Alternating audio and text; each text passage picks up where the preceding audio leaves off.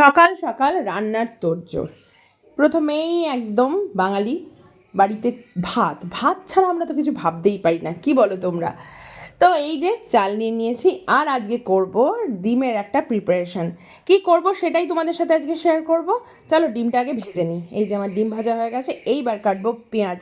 চলো টক আমার পেঁয়াজ কাটা হয়ে গেছে, আর দিয়ে দিয়েছি কড়াইতে। ব্যাস, এইবার শুরু কষাকষি। আহা, এই রান্নাটা খেতে না আমার দারুণ লাগে। শুধু আমার না, আমার বাড়িতে সবাই ভালোবাসে। তার মধ্যে যেটা হয়েছে, আমার গেছে গ্যাস ফুরিয়ে। ভাবো, রান্না করতে করতে যদি তোমার গ্যাস ফুরিয়ে যায় তখন কেমন মাথাটা গরম হয়।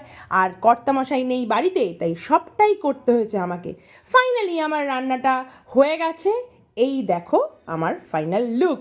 তো কেমন লাগলো ভিডিওটা সবাই একটু জানিও। চলো আজকের মতন এই অবধি।